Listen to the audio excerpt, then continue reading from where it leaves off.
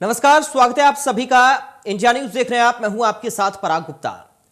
उत्तर प्रदेश में चुनाव की तारीखों के ऐलान के साथ ही सियासी हलचल बढ़ गई है। राजनीतिक दलों के बड़े बड़े नेता एक के बाद एक बैठक कर रहे हैं और बैठक में जहां एक और सियासी जमीन को मजबूत करने पर चर्चा हो रही है, तो वहीं दूसरी ओर उम्मीदवारों को लेकर चिंतन भी जारी है। सभी राजनीतिक दल 2022 में रणनीतियों के सहारे उम्मीदवारों का चयन कर रहे हैं। 2022 के सियासी समीकरण को देखें तो रैलियों पर पाबंदी लगने के बाद किसी भी पार्टी के लिए अब उम्मीदवार सबसे ज्यादा अहम है, क्योंकि किसी भी उम्मीदवार की पहुंच ग्राउंड पर सबसे ज्यादा होती है। इसलिए बीजेपी उम्मीदवारों के चयन के लिए एक्टिव मूड में है। उम्मीदवारों के नाम पर चर्चा के लिए लखनऊ में बीजेपी की अहम बैठक की गई। बैठक में खुद मुख्यमंत्री योगी आदित्यनाथ, दोनों डिप्टी सीएम और चुनाव समिति के सदस्य शामिल हुए। बैठक में उम्मीदवारों को लेकर काफी देर तक चर्चा हुई। दूसरी ओर कांग्रेस भी यूपी में पहले फेज के उम्मीदवारों के नाम पर दिल्ली में बैठक कर रही है। उधर इस बैठक में कांग्रेस के तमाम बड़े नेता शामिल हैं। बीजेपी और कांग्रेस के अलावा समाजवादी पार्टी भी एक्टिव है। अखिलेश भी उम्मीदवारों के नाम पर जल्द मंथन करने वाले हैं।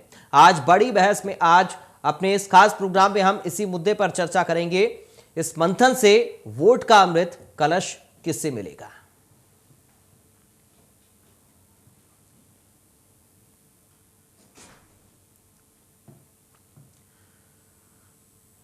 तो सोशल मीडिया पर चुनाव प्रचार करना है। अब ग्राउंड पर जनता के बीच में जाकर नेता जनता से संवाद नहीं कर पाएंगे, बल्कि सोशल मीडिया के माध्यम से अपनी जानकारी या फिर अपनी बात जनता तक पहुंचाने का काम करेंगे। मगर इन सब के बीच में अब प्रत्याशियों का चयन कितनी बड़ी चुनौती है, आज इसी को हम समझने की कोशिश करेंगे। आज बैठक भी हुई है। भारतीय जनता पार्टी की मुख्यमंत्री और दोनों उप मुख्यमंत्री इस बैठक में शामिल रहे। चुनाव समिति के सदस्य इस बैठक में शामिल रहे। उधर कांग्रेस पार्टी की भी अहम बैठक होने जा रही है। कल यह बैठक कांग्रेस पार्टी की शाम 7 बजे होनी है। उम्मीदवारों को लेकर इस बैठक में कांग्रेस पार्टी भी मंथन करेगी। उधर सपा और बसपा भी अपनी अपनी तैयारियां करने में जुटे हुए हैं, यानी कि अब पूरी तरह से सभी राजनीतिक दल एक्टिव मोड में है। चुनाव की तारीखों का ऐलान होने के साथ ही अब एक बड़ी जिम्मेदारी प्रत्याशियों के चयन की है। बड़ी महत्वपूर्ण बैठकें अब शुरू हो चुकी हैं। प्रत्याशियों के चयन को लेकर लगातार मंथन राजनीतिक दल कर रही हैं। तो चुनाव नजदीक है और तारीखों का ऐलान भी अब हो चुका है। और तारीखों के ऐलान के बाद सूबे में सियासी हलचल और ज्यादा अब बढ़ गई है। प्रत्याशियों की भी भरमार है। उधर सही चुनाव प्रत्याशियों का करना है, उस पर मंथन अब लगातार चल रहा है।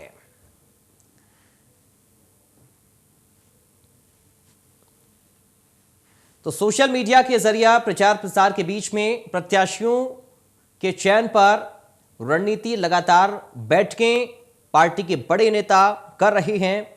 बीजेपी हो या फिर कांग्रेस पार्टी हो, दोनों ही पार्टी कर रही हैं। मजबूत प्रत्याशियों के चयन को लेकर मंथन लगातार कर रही हैं। समाजवादी पार्टी और बहुजन समाज पार्टी भी लगातार इस पर काम करने में अब जुट गई हैं। इस बीच एक बड़ी जानकारी मिल रही है। इस वक्त की बड़ी खबर आपको बता दें, बड़ी और अहम जानकारी। दिल्ली में यूपी चुनाव को लेकर कल बीजेपी की बड़ी बैठक होनी है। इस वक्त की बड़ी खबर आपको बता रहे हैं। सीएम योगी आदित्यनाथ और दोनों डिप्टी सीएम भी इस बैठक में शामिल रहेंगे। बीजेपी अध्यक्ष जेपी नड्डा, संगठन महामंत्री भी इस बैठक में मौजूद रहेंगे। बैठक में उम्मीदवारों के नाम पर मुहर लग सकती है। ये बड़ी खबर इस वक्त आपको बता रहे हैं। बैठक में उम्मीदवारों के नाम पर मुहर लग सकती है। कल ये बड़ी बैठक होने जा रही है, महत्वपूर्ण बैठक। कल दिल्ली में यूपी चुनाव को लेकर बीजेपी की होगी। मुख्यमंत्री योगी आदित्यनाथ और दोनों उप मुख्यमंत्री इस बैठक में शामिल रहेंगे। बीजेपी के राष्ट्रीय अध्यक्ष जेपी नड्डा इस बैठक में शामिल रहेंगे। संगठन महामंत्री भी इस बैठक में शामिल रहेंगे और बैठक में उम्मीदवारों के नाम पर मुहर लग सकती है। ये बड़ी खबर इस वक्त आपको बता रहे हैं।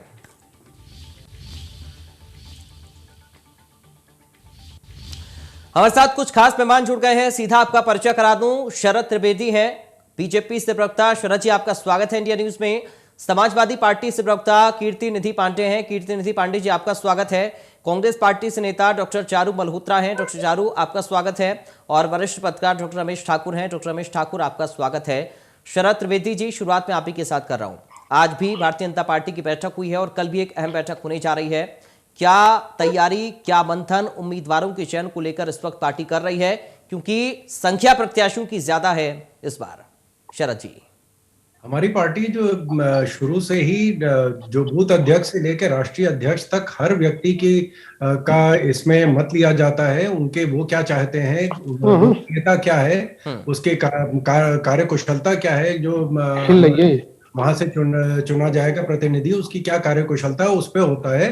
हमारे यहाँ कोई राज परिवार या कोई राजकुमार या राजकुमारी नहीं तय करती है कि कौन चुनाव लड़ेगा। इसमें कार्यकर्ताओं का चयन कार्यकर्ता खुद करते हैं और वही आदमी चुन के आता है जिसने फील्ड में काम किया है, जिसका नाम है, लोकप्रियता है, जो चुनाव लड़ सकता है, जो चुनाव जीत सकता है, जिसने लोगों के बीच में काम किया है और 5 साल निरंतर काम किया है, उसी को हमारे यहाँ चुना जाता है। किसी राजकुमार या राज परिवार से हमारा कोई लेना देना नहीं और कोई भी एक व्यक्ति इसका फैसला नहीं करता है। ठीक है। कीर्ति निधि जी, क्या आपके सहयोगियों के साथ सीटों पर बात बन गई है और फिर उम्मीदवारों का चयन भी अब करना है? कीर्ति जी।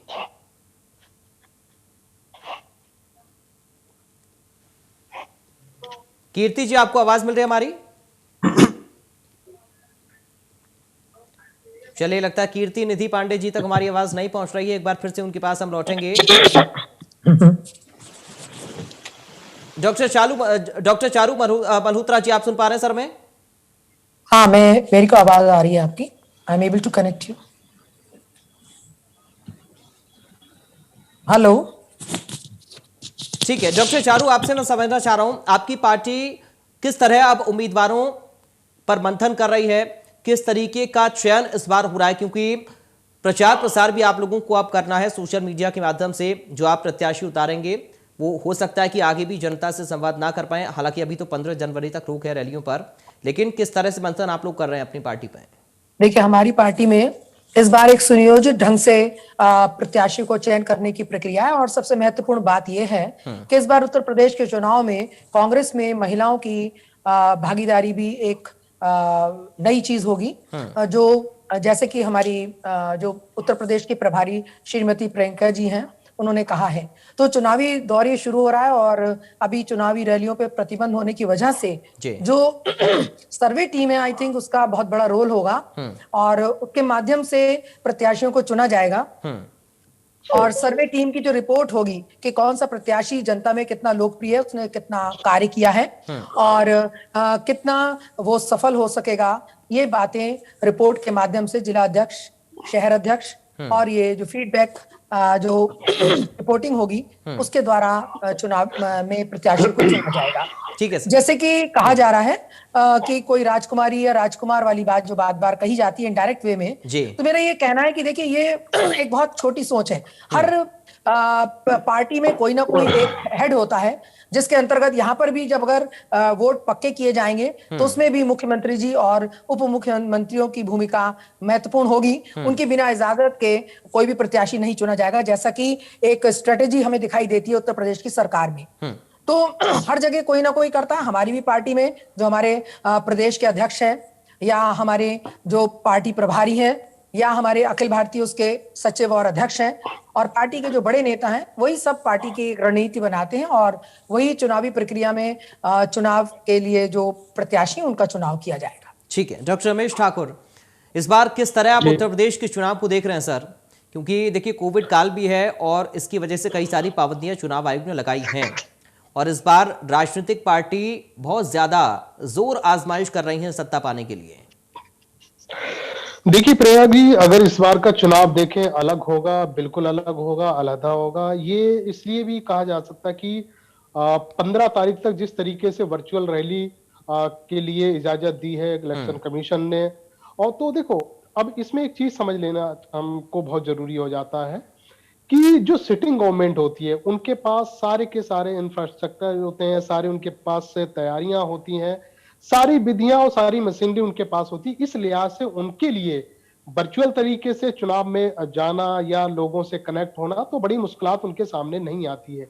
ये मुश्किलात उनके लिए आती है, समाजवादी पार्टी जो विपक्ष में है, दूसरी पार्टियां हैं जिनके पास उतना दमखम नहीं होता है वर्चुअल को तरीके से सक्सेस सारी रैलियां कर ले, उनके लिए बड़ी मेहनत हो जाती है। दूसरी बात यह है, अगर मुझे लग रहा है ये प्रयोग जिस तरीके से इलेक्शन कमीशन ने इस बार करा है कि 15 तारीख तक वो देखना चाह रहे हैं कि वर्चुअल तरीके से उनका जो प्रयोग है कितना सफल होता है। मुझे लगता है अगर ये सफल होता है तो जब अभी कभी भी आगे भी इस तरह का पेंडेमिक जो माहौल आएगा, तो मुझे लग रहा है इलेक्शन कमीशन किसी भी तरीके का जो चुनाव होगा वो वर्चुअल तरीके से कराने की कोशिश करेंगे। लेकिन सबसे बड़ी बात है, मुझे लग रहा है इसमें जनता को तो अच्छा लग रहा है, लेकिन मुझे लग रहा है नेताओं को मजा नहीं आ रहा इसमें, क्योंकि आज बीजेपी कार्यालय में दिल्ली में हमने देखा सुबह से लेकर इस समय भी भीड़ लगी हुई है। कल मीटिंग है, नड्डा साहब सारे नेताओं से बात करेंगे, यूपी के नेताओं को बुलवाया है और टिकट मांगने वालों के हुजूम लगा हुआ है। वो अच्छी बात है, नैतिकता पार्टियों में होनी चाहिए, नैतिकता की सारी बात करते हैं। अभी शरद भाई कह रहे थे कि हम टिकट ऐसे लोगों को देंगे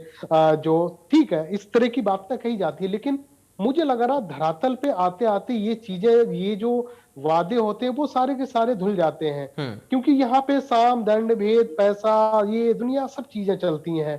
क्योंकि अब ऐसा कैंडिडेट किसी को नहीं चाहिए होता है समाज में, बेशक उसकी कितनी भी मांग है, समाज उनको लड़वाना चाहता है, उन्हें चुनाव में उतारना चाहता नहीं, उनके पास पैसा है, उनके पास बाहुबल है, उनके पास में धन बल है, क्योंकि ऐसे लोगों को सारे के सारे प्रेफर करते हैं इस तरीके।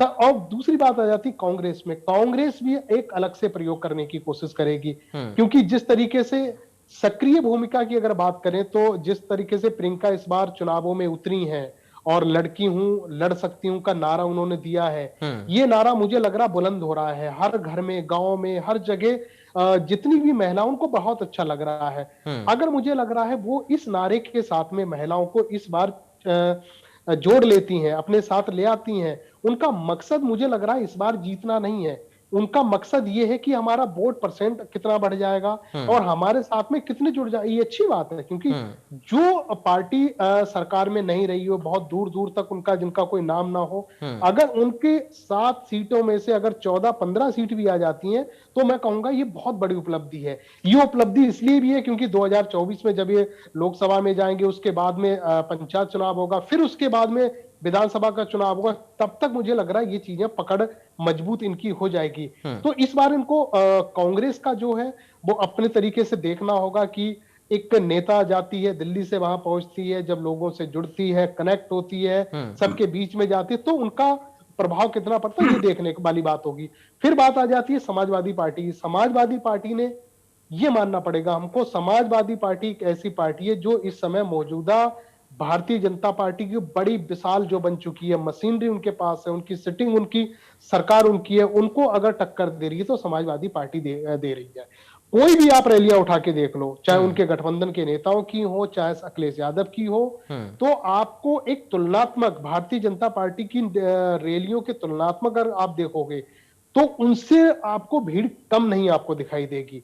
तो इसलिए ये मान के हमको चल लेना चाहिए कि जो प्रेडिक्शन इस समय लगाए बैठे हैं कि मैं 300 पार हो जाऊंगा या कोई कहता है कि हम 400 पार हो जाएंगे, ऐसा मुझे लग रहा है रिजल्ट जब 10 मार्च को आएगा तो ये उनके मुताबिक नहीं होगा, क्योंकि वोटर इस समय बहुत साइलेंट है।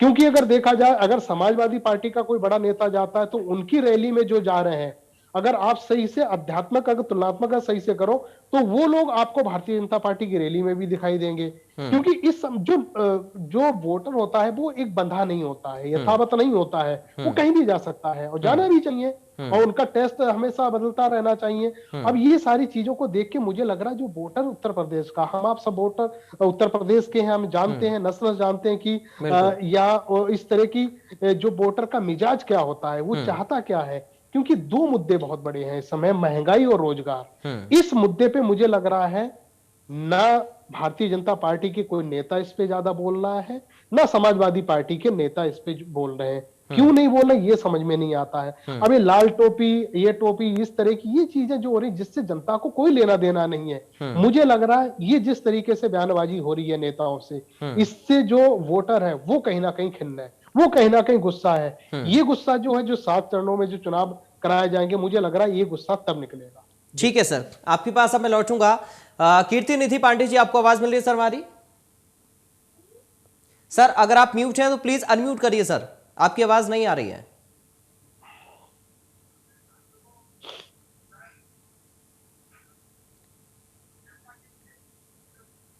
पांडे जी आपकी आवाज नहीं आ रही, आप अनम्यूट करिए सर अगर म्यूट हैं तो।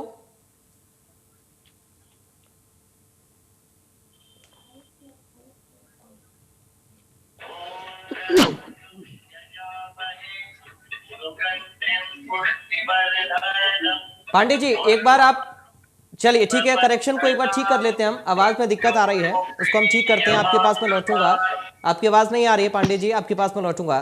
शरद जी, इस बार मारामारी बहुत ज्यादा हम देख रहे हैं बीजेपी में टिकट को लेकर, और कई सारे सिटिंग विधायकों की टिकट कटी हुई है जिनमें कुछ मंत्री भी हैं। देखिए, क्योंकि पार्टी ने जो काम किया है तो लोगों को तो ये पहले से ही पता है कि जीतने वाला कौन है। तो इसलिए जो भी हर व्यक्ति और हर नेता ये चाहता है कि जीतने वाली पार्टी के साथ जुड़े। और भारतीय जनता पार्टी वैसे भी सबसे बड़ी पार्टी, 10 करोड़ लोगों की पार्टी, इतनी तो कई राज्यों की आबादी नहीं जितनी भारतीय जनता पार्टी के कार्यकर्ता हैं। तो ये तो लाजमी बात है कि जब कोई सूरज उगता है तो सब लोग उसकी पूजा करते हैं, आराधना करते हैं। और भाजपा का सूरज तो अब शिखर पे है।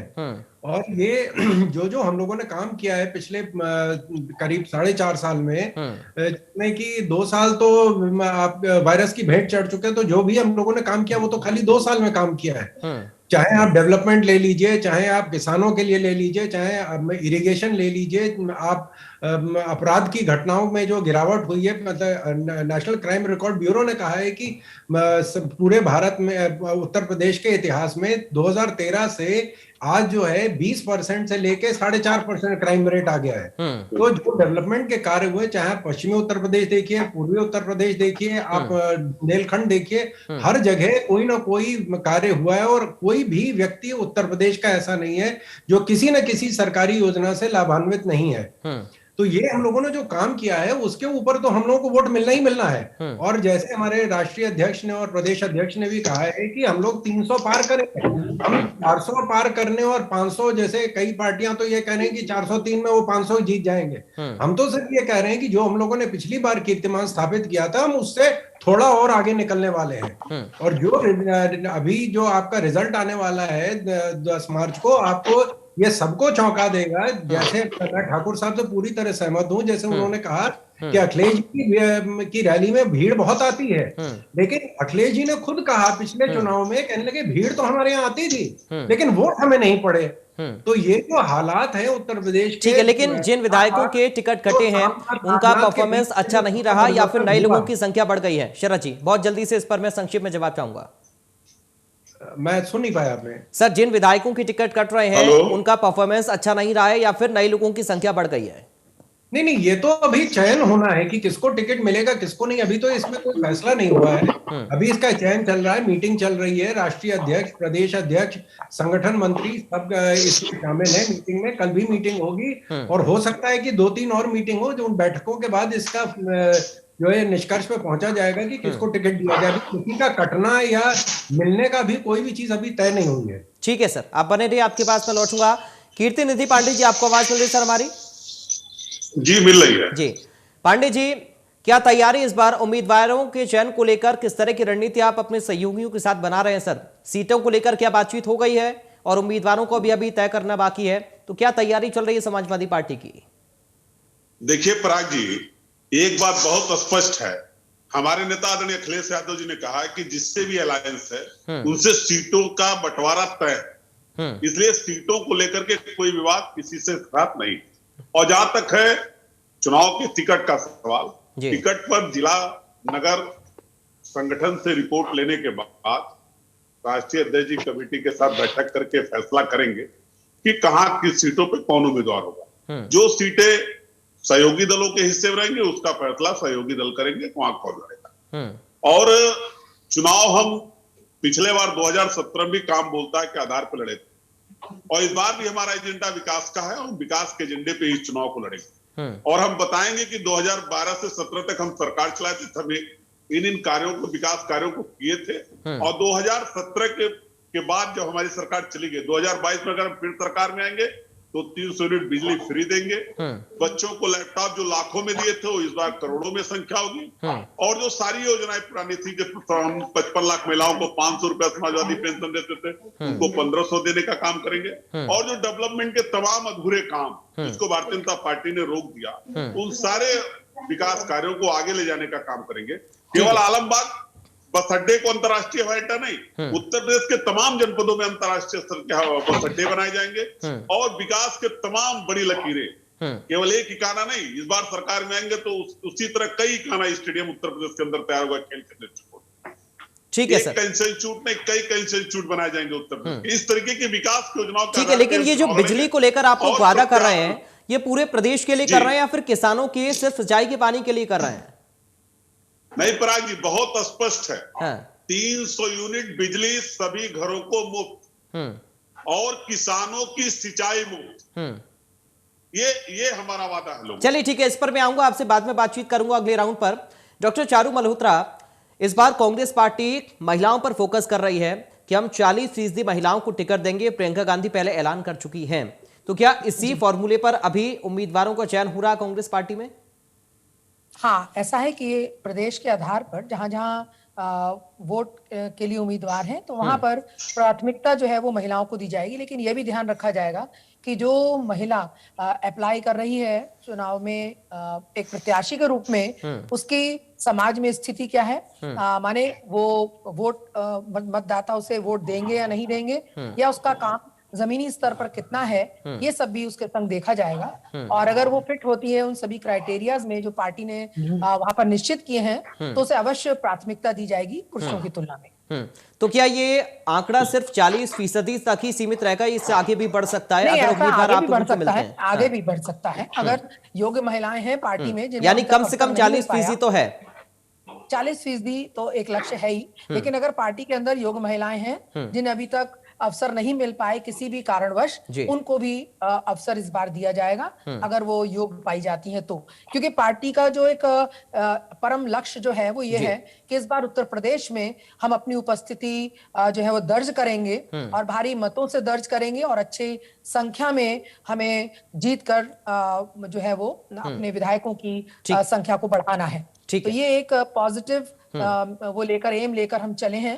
तो हम सोचते हैं कि ये जो भी मैनिफेस्टो हमारी पार्टी ने रखा है, बीच बीच में जो 7 वायदे की बात कही है प्रियंका जी ने, और कमोबश सबसे बड़ी बात जो अभी हमारे पत्रकार बंधु जी भी कह रहे थे कि महंगाई के बारे में बात नहीं की जा रही है, लेकिन कांग्रेस पार्टी ने महंगाई के बारे में बात की है और युवाओं को रोजगार देने की बात की है। और उन्होंने उद्योग धंधे और फैक्ट्रीज जो नुकसान के नाम पर सरकार ने बंद की हैं, उनको देखकर फिर से शुरू करने की बात की है। और मेरा भी ये मानना है कि किसानों को लेकर जो बात कही जा रही है, 300 यूनिट बिजली की बात कही जा रही है, तो ये सभी पार्टियों के वायदे हैं और कांग्रेस का भी वायदा है कि अगर वो जीत कर आती है तो आज से जब कांग्रेस यहाँ पर उत्तर प्रदेश में कांग्रेस राज्य करती थी या कांग्रेस का राज्य था और यहाँ के मुख्यमंत्री एनडी तिवारी और उसके बाद और हुए, तो उन लोगों ने उत्तर प्रदेश को एक बहुत महत्वपूर्ण राज्य करा था भारत का, जो एक बहुत बड़ा रोल अदा करता था चुनाव प्रक्रिया में और प्राइम मिनिस्टर्स या एक कैबिनेट को बनाने में। लेकिन धीरे धीरे वो खत्म होता गया क्योंकि रीजनल पार्टीज और जातिवाद को लेकर थोड़ा उत्तर प्रदेश कमजोर हुआ, मेरे ख्याल से बहुत कमजोर हुआ, जिसकी वजह से वो राजनीति में पिछड़ा। लेकिन अब ये ऐसा सोचा जा रहा है कि हम सेकुलर रूप में सभी को जो योग्य है, योग्यता के आधार पर वोट दिए, टिकट दिया जाएगा, ना कि जाति और अन्य चीजों के समीकरण को देखते हुए। और शायद ये एक बहुत बड़ा बात होगी कि उत्तर प्रदेश में कांग्रेस फिर भारी बहुमत से आएगी। और अगर हम पूर्ण रूप से राज्य ना कहें कि हम हमारे सारे विधायक जीत कर आएंगे, लेकिन मैं बहुत बड़ी बात नहीं कहूंगी, लेकिन मुझे लगता है कि इस बार कांग्रेस के बिना जो है उत्तर प्रदेश में जो है वो सत्ता भी नहीं बनेगी। ठीक है डॉक्टर रमेश ठाकुर, सबसे पहले तो बहुत संक्षेप में डॉक्टर चारू की बात का आपसे मैं थोड़ा सा चाहूंगा, इस पर आप अपनी बात रखें कि बीजेपी को अर्श से फर्श पर लाना और खुद को फर्श से अर्श पर पहुंचाना, इसमें कितनी मेहनत कांग्रेस पार्टी की लगेगी और कितना कामयाब कांग्रेस पार्टी हो पाएगी। और इसमें मेरा सवाल एड ऑन ये है कि पश्चिमी उत्तर प्रदेश के साथ शुरुआत हो रही है उत्तर प्रदेश के चुनाव की, तो किस लिहाज से ये बीजेपी के लिए फायदा होगा, नुकसान होगा? गन्ना किसानों का मुद्दा, किसानों के आंदोलन का मुद्दा, बहुत सारे मुद्दे हैं।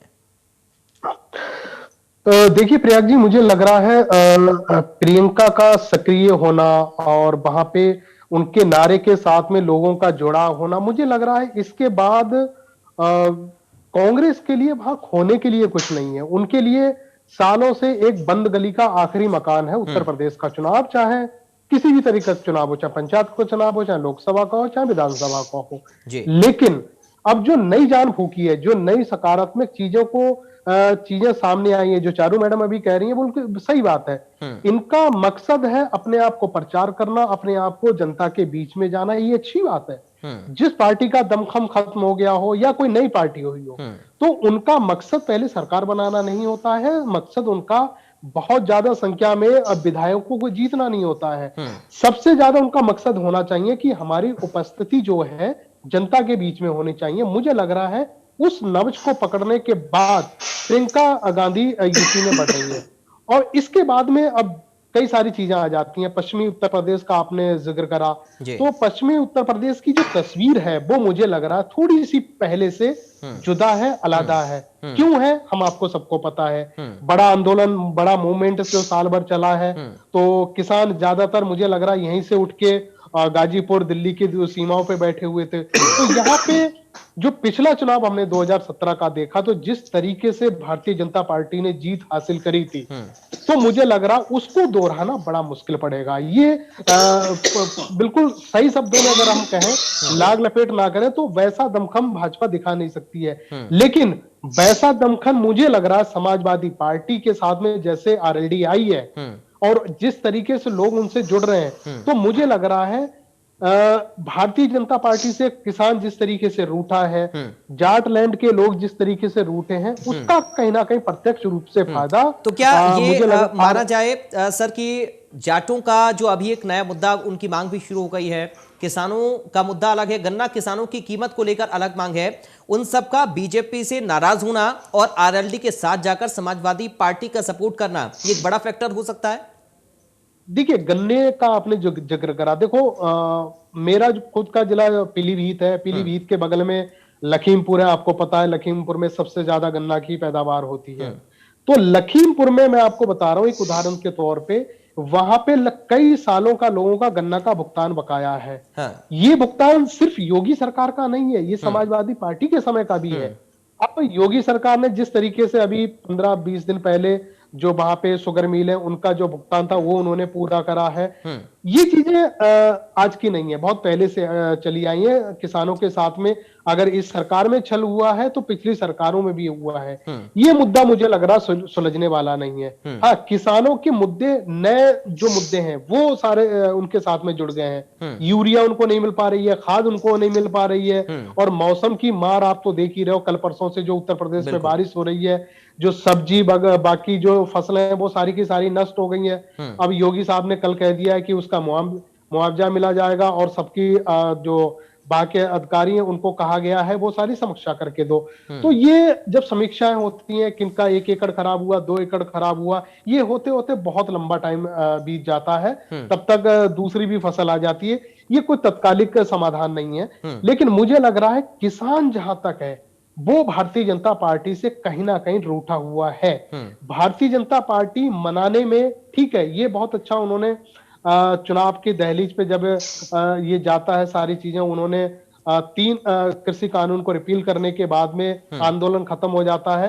वो बहुत जलती हुई आग को इन्होंने थाम तो दिया है। मुझे लग रहा है जो अंदर आग जल रही है, जो सुलग रही है, वो नहीं थमी है। वो मुझे लग रहा है वोट कहीं ना कहीं डाइवर्ट होगा। और दूसरी बात में जिस तरीके से ये मेन फैक्टर, मेन मुद्दा ये है, 2017 से पहले तक 22% समाजवादी पार्टी के पास उत्तर प्रदेश का जनसमूह होता था, और 22-24% बसपा के साथ में होता।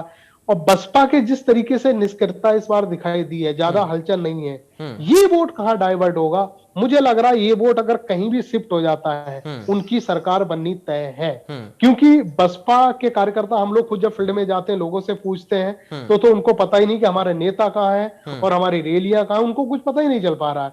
अगर मुझे लग रहा बसपा का जितना भी 20-22% जो उनका वोटर उनका होता था, बूथ कैडर वोटर होता था, वो अगर भाजपा के साथ में चला जाता है, तो जो ये आंकड़ा 300 बता रहे हैं, तो वो पार करने में कोई दिक्कत नहीं होगी।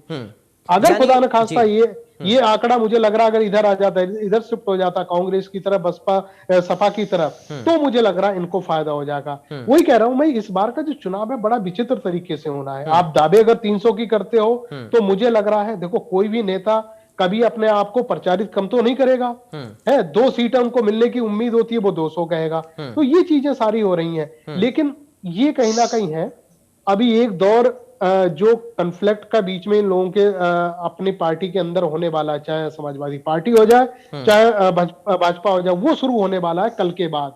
वो है कि जब टिकट का बंटवारा जब होगा, क्योंकि भारतीय जनता पार्टी में कई के जो विधायक है उनके भी टिकट काटे जाए ऐसी संभावना है, जो सिटिंग एमएलए हैं उनको भी काटा जाएगा और मंत्रियों का भी टिकट काटा जाएगा। अगर उनका टिकट काटा जाएगा तो भगदड़ मचेगी, कोई इस पार्टी में जाएगा कोई इस पार्टी में आएगा। तो मुझे लग रहा है एक दौर ऐसा भी शुरू होने वाला है। ठीक है, यानी आप जो बता रहे हैं कि अगर बीएसपी से उनका वोटर कटता है जो कि परंपरागत है, तो या तो बीजेपी को फायदा हो सकता है, कांग्रेस के पास भी वो जा सकता है। लेकिन एक चीज और मैं आपसे समझना चाह रहा हूं सर, बहुत संक्षेप में, कि जो आपने बताया अगर किसान नाराज हैं बीजेपी से और वो आरएलडी के साथ होकर समाजवादी पार्टी का साथ दे सकते हैं, तो क्या ये फैक्टर कांग्रेस के साथ भी हो सकता है? सारा वोट क्या आरएलडी के पास ही जाएगा, सपा के पास ही जाएगा, कांग्रेस के पास भी किसान जा सकता है? देखिए एक बात ये ठीक से हमें समझ लेना चाहिए, कांग्रेस पार्टी के साथ में इस बार उत्तर प्रदेश की जनता के प्रति बहुत ज्यादा सिंपैथी है। वो चाह रहे हैं, क्योंकि देखो राहुल गांधी ने प्रयोग करके देख लिया, विफल रहे। उससे पहले सोनिया गांधी का दौर चलता था, तो वो सारा विफल रहा। लेकिन जब से सक्रियता प्रियंका जी ने यूपी में दिखाई है, मुझे लग रहा है फिजा बदली हुई है। एक गलती कांग्रेस ने बहुत पहले से की हुई है, जो उनकी रीजनल पॉलिटिक्स जो हुआ करती थी, चाहे प्रमोद तिवारी साहब हो गए चाहे दूसरे नेता हो गए, उनको जब दिल्ली के नेताओं ने नकारा था, उस नकारने के बाद में वहां की जो उनकी राजनीति वो कतई खत्म हो गई थी। लेकिन अब प्रियंका जी को ये लग रहा है कि जो गलती उनके पूर्वज बहुत पहले उनके नेता कर चुके हैं, वो ऐसा नहीं कर रहे हैं। अब अगर आपने देखा होगा, अगर वो लखनऊ जाती हैं तो पूर्व जो कांग्रेस के विधायक हैं या पूर्व जो जिला अध्यक्ष है उनको भी बुला के बात कर रही हैं, उनसे भी मिल रही हैं, उनकी भी बात सुन रही हैं, और जो नई इच्छुक जो लेडी जो चुनाव लड़ना चाह रही हैं उनको भी बुला के बात सुनाई। ये होना चाहिए, ये पॉलिटिक्स में होना चाहिए। तो मुझे लग रहा अगर कोई बड़े कद का नेता अगर इस तरीके से कनेक्ट अगर जनता के बीच में हो रहा है, तो मुझे लग रहा है वो तस्वीर बदलनी निश्चित होती है। ठीक है सर। शरद त्रिवेदी जी, अब मैं आपसे समझना चाहूंगा सर, पश्चिमी यूपी से शुरुआत हो रही है और ऐसे में किसान नाराज बीजेपी से हैं, आप मानिए या मत मानिए, हालांकि आपने उस नाराजगी को दूर करने की कोशिश की है। अब ये तो किसान ही जाने कि वो आपसे नाराजगी उन्होंने छोड़ी है या फिर नहीं छोड़ी है, तो चुनाव में पता लगेगा। मगर ये फैक्टर क्या बीजेपी को दिक्कत दे सकता है?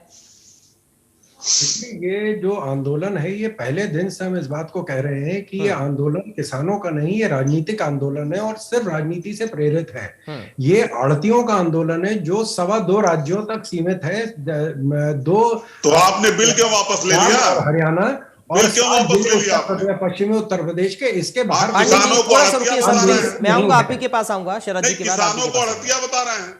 आप ही के पास आऊंगा सर, थोड़ा सा रुक जाइए। मैं आपको बता रहा हूं कि जब हम लोग बात करना चाहते थे किसानों से, तो सारा विपक्ष कह रहा है, किसानों को कहा कि आप किसी चीज पे राजी मत होइएगा।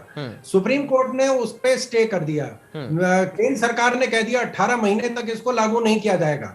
लेकिन इन्होंने कहा कि साहब आप बिल्कुल मत मानिएगा, हम आपके साथ खड़े हैं। जब इन्होंने कहा कि आप इस पे बात करिए, तो हम जो शीर्ष हमारे जो अदालत है, पार्लियामेंट है, वहां पे हम लोग इसको बहस के लिए तैयार थे। तो राज्यसभा में इनके सांसद जो है वो नाच रहे थे मेजों के ऊपर। तो ये आंदोलन किसानों से इसका कोई लेना देना नहीं है, ये सिर्फ कुछ लोग हैं जो इनको किसानों को। शरद जी, एक चीज मैं आपसे सर समझना चाह रहा हूँ। शरद जी, एक बीच में माफी के साथ आपको मैं टोक रहा हूँ, लेकिन आप ये कह रहे हैं कि ये बहुत छोटे से एक समूह का आंदोलन था और एक बड़ा हिस्सा जो इन बिलों का, इन कानून का जो बन चुके थे, उनका समर्थन कर रहा था। तो क्या आपने उस बड़े से हिस्से की मांगों को नकारते हुए छोटे से हिस्से की बात को मान लिया और उस बड़े से हिस्से के साथ नाइंसाफी कर दी, इस बात को माना जाए? देखिए, हम ये आंदोलन क्योंकि 2 राज्यों में सीमित था, इसका मतलब ये तो तय है कि ये किसानों का नहीं था, क्योंकि किसान खाली 2.25 राज्यों में नहीं, पूरे भारत में कश्मीर से कन्याकुमारी और गुजरात से मिजोरम तक किसान है। तो अगर 2.25 राज्यों तक सीमित, तो इसका मतलब कहीं ना कहीं किसान का आंदोलन ये नहीं है।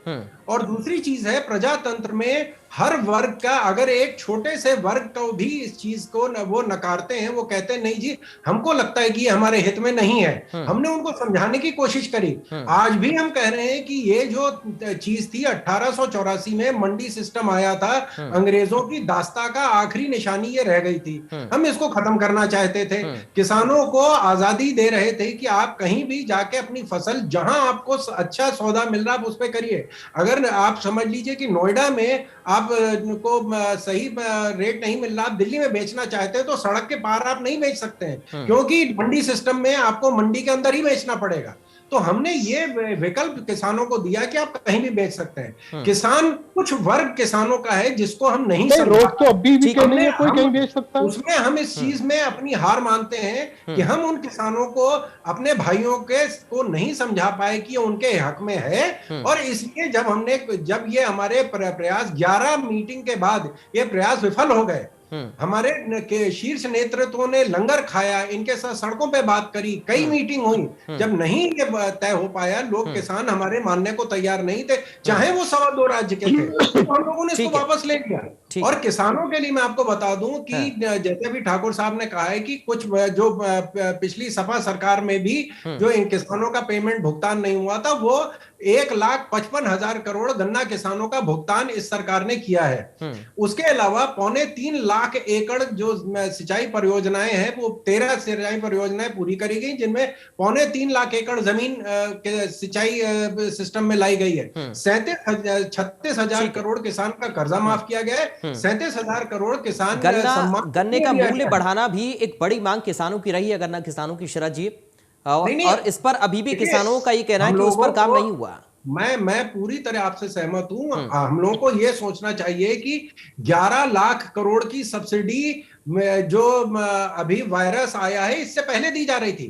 3 लाख करोड़ की अभी जो वैक्सीनेशन है वो फ्री दिया जा रहा है। 42 लाख मकान फ्री दिए जा रहे हैं। बिजली के 1,61,000 कनेक्शन फ्री दिए जा रहे हैं। दिल्ली की आबादी से ज्यादा उत्तर प्रदेश में शौचालय बनाए गए। हम हर चीज फ्री दे रहे हैं। और इस पे भी जो अभी मुद्दा, जैसे आपने अभी कहा और ठाकुर साहब भी कह रहे थे कि किसानों को जो उनका जो उचित मूल्य है उस पे भी बातचीत चल रही, क्योंकि ये कोई सरकार में एक व्यक्ति बैठ के फैसला नहीं करता है। किसकी कमेटी होती है, एग्रीकल्चरल कमेटी होती है, स्टेट की कमेटी होती है, वो उनमें बैठ के ये फैसला किया जाता है। कोई एक व्यक्ति या प्रधानमंत्री या मुख्यमंत्री बैठ के फैसला नहीं कर लेते हैं। उसकी समिति होती है, वो समिति फैसला करती है और वो अभी विचाराधीन है। हम उसके लिए भी तैयार है। 700 रुपए पर टन जो है, जब दुनिया में खाद की रेट बढ़े तो 700 रुपए पर टन सब्सिडी बढ़ाई गई। कौन, आप बताइए, किसानों, उत्तर प्रदेश नहीं पूरे भारत के इतिहास में इतना ज्यादा है किसानों के लिए। और हम सब कहीं ना कहीं किसान परिवार से जुड़े हैं। आप भी जुड़े हैं, हम भी जुड़े हैं, पांडे जी भी जुड़े हैं, चारू जी भी, कहीं ना कहीं हम लोग किसानों से जुड़े। तो किसान हम खुद लोग हैं, हम लोग किसानों के खिलाफ कैसे फैसला कर सकते हैं? ठीक है सर, ये किसानों का देश है। हर सांसद और विधायक कहीं ना कहीं, मैं और आप सब कहीं ना कहीं किसानी से जुड़े हुए हैं। ठीक है तो हम लोग इसके, लेकिन हम निरंतर प्रयास कर रहे हैं, बातचीत कर रहे हैं। लेकिन अगर वो नहीं तैयार थे तो हम पूरी विनम्रता से, गंभीरता से इस पूरे फैसले को हमने वापस ले लिया। ठीक है सर। पांडे जी आपका जवाब देना चाह रहे थे। पांडे जी अब आप बोल सकते हैं सर। देखिए पराग जी, मैं शरद जी की इस बात से आहत हूं कि ये भारतीय जनता पार्टी जो लगातार किसानों के खिलाफ जो टिप्पणियां करते रहे, कभी इनके पार्टी के नेता खालिस्तानी, कभी पाकिस्तानी, कभी चंदाजीवी, कभी परजीवी, और आज शरद जी आड़तिया बता रहे हैं किसानों। ये जो आंदोलन हुआ, उसी आंदोलन के कारण, नहीं कह रहा हूं, किसको आपने कहा को लेके बैठे हैं, आती नहीं, उसी आंदोलन के वजह से देश के प्रधानमंत्री को झुकना पड़ा देश के किसानों के सामने, और 3 कृषि कानून वापस लेने पड़े जिसको काले कर रहे थे किसान देश के। और मैं लगातार इस बात को कह रहा हूं कि आप बिल लाए, आप किसानों के हितैषी हैं, और बिल लाने से पहले बड़े बड़े व्यापारियों के बड़े बड़े गोदाम तैयार थे राज्यों में, आप कहां ले जाना चाहते हैं देश को? और जिस गन्ना किसानों के भुगतान की बात कर रहे हैं, इन्होंने अपने संकल्प पत्र में कहा था कि जितना बकाया है गन्ना किसानों का हम 14 दिन में भुगतान कर देंगे। सरकार चली गई, चुनाव में आचार संहिता लग गया, लेकिन आज भी गन्ना लेकिन पांडे जी आप भुगतान तो करके गए नहीं, तो आप ये उम्मीद कैसे कर सकते हैं कि 15 दिन में अगली सरकार भुगतान कर दे? मैं ये तो भारतीय जनता पार्टी को पराजित सोच रहा था, उनके संकल्प पत्र में था। जो कमिटमेंट मैं करूंगा उसका जवाब मैं दूंगा। जो कमिटमेंट भारतीय जनता पार्टी का था, संकल्प पत्र भारतीय जनता पार्टी का था, जवाब भारतीय जनता पार्टी को देना पड़ेगा। झूठ बोला किसानों से भारतीय जनता पार्टी ने, यह चरितार्थ हो रहा है। और किसानों के लिए जो एक कानून था, और किसान नाराज क्यों नहीं रहेगा? 750 किसानों की मौत हो गई 14 महीने के आंदोलन में। किसान अपने उस साथी को कैसे भूल पाएगा? और इस सब का हिसाब किसान लेगा। चुनाव में जैसे जैसे चरणबद्ध चलेगा वैसे भारतीय जनता पार्टी साफ होती जाएगी। 10 मार्च भाजपा साफ। ठीक है, ये सबका संकल्प है उत्तर प्रदेश का। ठीक है डॉक्टर चारू मल्होत्रा, ये जो फ्री वाला कॉन्सेप्ट है, आम आदमी पार्टी इसको लेकर आई दिल्ली में। दिल्ली के बाद जहां जहां पर वो चुनाव प्रचार के लिए जा रहे हैं वहां पर फ्री बिजली का वादा कर रहे हैं और महिलाओं को हर महीने पैसे देने की बात कर रहे हैं और फ्री बस यात्रा की बात कर रहे हैं। कई सारे फ्री की योजनाएं उन लोगों की हैं। इसके बाद अब हम देख रहे हैं कि उत्तर प्रदेश में बाकी पार्टियां भी फ्री बिजली का वादा कर रही हैं। तो क्या ये फ्री बिजली वाला जो कॉन्सेप्ट है, इसका कंपैरिजन हम दिल्ली के मुकाबले किसी और राज्य में कर सकते हैं? क्या यूपी और दिल्ली का मुकाबला किया जा सकता है फ्री वाले कॉन्सेप्ट में? देखिए, फ्री वाले कॉन्सेप्ट की मैं अगर बात कहूं तो उत्तर प्रदेश में ये फ्री कॉन्सेप्ट जो है वो सपा के राज्य से शुरू हुआ कि युवाओं को बेरोजगार भत्ता दिया जाने लगा। और उसमें आप जानते हैं कि जो लोग अच्छे घरों के थे उन्होंने भी वो बेरोजगार भत्ता लेना शुरू किया। और इससे स्थान पर, वो पैसा बांटने के स्थान पर, मुझे लगता है कि अगर उद्योग वगैरह खोल दिए जाते तो रोजगार उन्हें मिल जाता और बेरोजगार भत्ता देने की आवश्यकता शायद राज्य को नहीं पड़ती।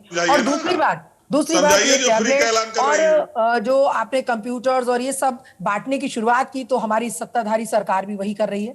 वो भी बिल्कुल उसी तर्ज पर टैबलेट और मोबाइल, स्मार्टफोन्स ये सब बांट रही है। तो मुझे लगता है कि और इस तरह फ्री बिजली की नेता प्रियंका गांधी भी तो कह रही थी कि लड़कियों को हम स्कूटी बांटेंगे, इलेक्ट्रिक स्कूटी देंगे, लैपटॉप देंगे, टैबलेट देंगे। कह रहे हैं लड़कियों की बात उन्होंने स्पेसिफिक कही है। हाँ। क्योंकि अभी भी वो लड़कियां तो वही हुई ना, फ्री में ही दे रही है ना, पैसे लेके थोड़ा देगी कांग्रेस पार्टी। फ्री वाली बात नहीं कही उन्होंने, उन्हें आगे बढ़ाने की बात कही, उनकी मदद करने की बात कही। देखिए, फ्री बांटना और मदद करना, सपोर्ट करके। तो अगर समाजवादी पार्टी ने छात्रों को लैपटॉप दिया और अगर बीजेपी ने स्मार्टफोन दिया छात्रों को, तो उसमें क्या फिर गलत है? अगर आप भी वही काम करेंगे तो वही काम वो कर चुके हैं। नहीं, आप गलत समझ रहे हैं इस बात को। हमने सार्वजनिक नहीं कहा है कि हम बांटेंगे। उन्होंने कहा कि जो गांव की लड़कियां हैं वो साइकिल उन्हें मिलेगी, स्कूटी मिलेगी, जिससे कि वो अपनी पढ़ाई ना रोक पाए, स्वावलंबी बने। गांव के दूर दराज इलाकों से जो वो शहर तक नहीं पहुंच पाती हैं, तो बीच में उन्होंने पढ़ाई रोकनी पड़ी। लड़कियों के बारे में कहा जा रहा है, क्योंकि अभी भी लड़कियों को सेकंड ग्रेड सिटीजन ही माना जाता है। और मैं खुद ये बात देखती हूँ कि अभी बहुत सारी जगहों पर लड़कियों को मोबाइल फोन मिले हैं, लेकिन उनके माता पिता ने ले लिए हैं, उनके भाई ने ले लिए हैं। और ऑनलाइन की बात जो कही जा रही है कि घर में एक ही मोबाइल फोन है और पूरा परिवार उस मोबाइल फोन में, बच्चे कैसे ऑनलाइन पढ़ लेंगे?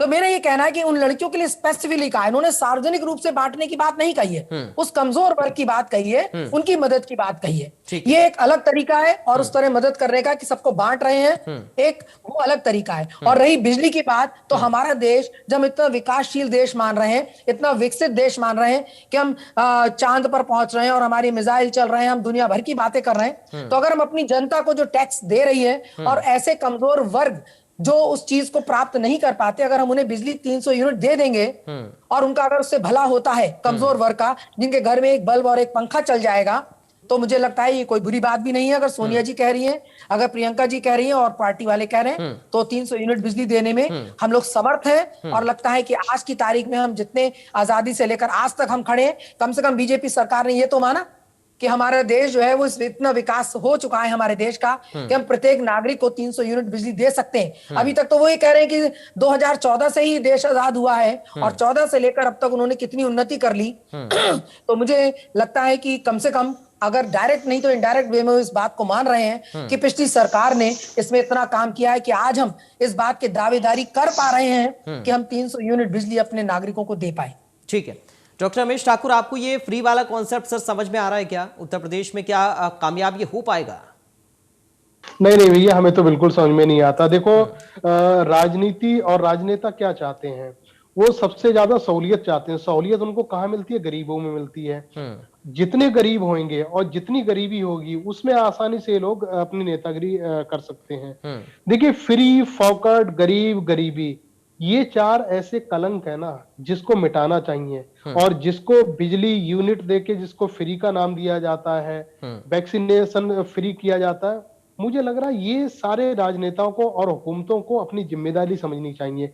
ये हमारे आपका टैक्स का पैसा है। बिल्कुल। जिस टैक्स के पैसे को आप फ्री फ्री कहते हो ना, ये फ्री नहीं, आप अपने घर से नहीं देते हो, आप कमा के नहीं देते हो। ये हमारा, अगर आपको लगता है कि हमारे पास बिजली ज्यादा है, हमारे पास चीजें ज्यादा हैं, तो उसको डिस्ट्रीब्यूशन करो जनता में। वो डिस्ट्रीब्यूशन को आप फ्री का नाम कैसे देते हो? या मुझे लग रहा है इसमें कीमत हम कम कर सकते हैं, दरें सस्ती कर सकते हैं।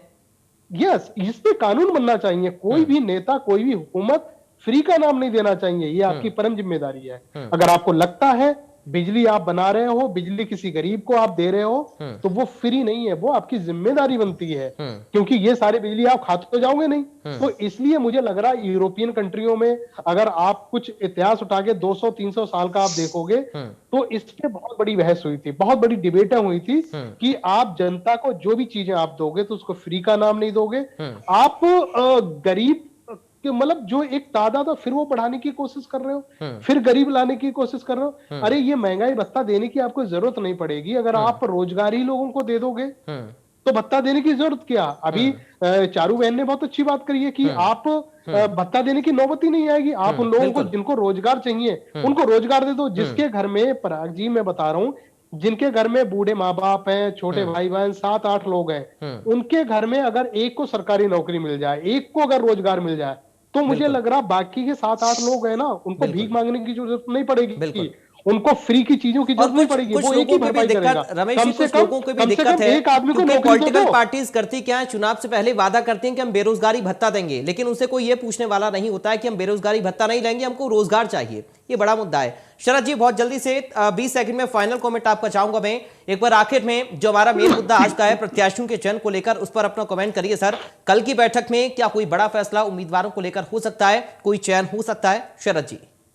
जब फैसला होगा तो सबको बता दिया जाएगा। मैं सिर्फ एक चीज अभी जो जैसे रमेश जी ने कहा उस पर कहना चाहूंगा कि ये जो फ्री की बातें सारी पार्टियां कर रही हैं, उससे फर्क इसलिए नहीं पड़ता है क्योंकि जो पार्टी जीतेगी उसी को देना पड़ेगा।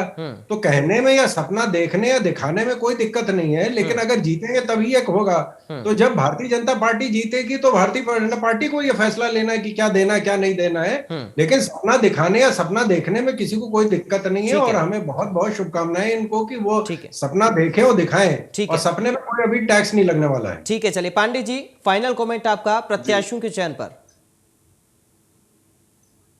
देखिए, प्रत्याशियों पर चिंतन और मंथन चल रहा है।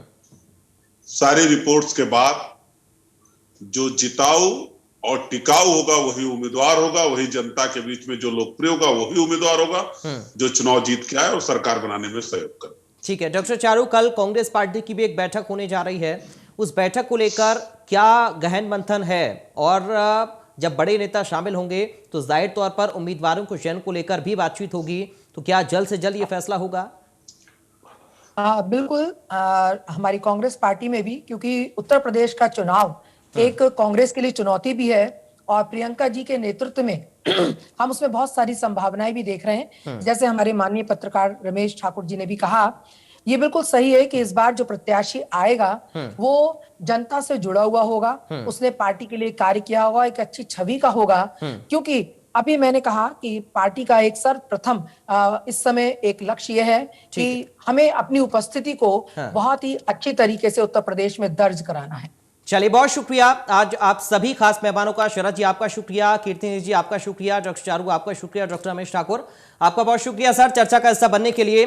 तो आज बहुत ज्यादा महत्वपूर्ण दिन बीजेपी के लिए भी रहा और कांग्रेस पार्टी के लिए कल भी रहेगा। बीजेपी की कल भी बैठक होनी है। लगातार मंथन उम्मीदवारों के चयन को लेकर चल रहा है।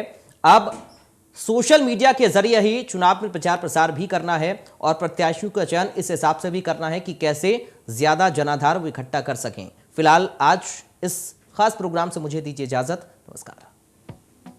एसोसिएट स्पॉन्सर पेट सफा आयुर्वेदिक चूर्ण, पेट सफा तो हर रोग दफा।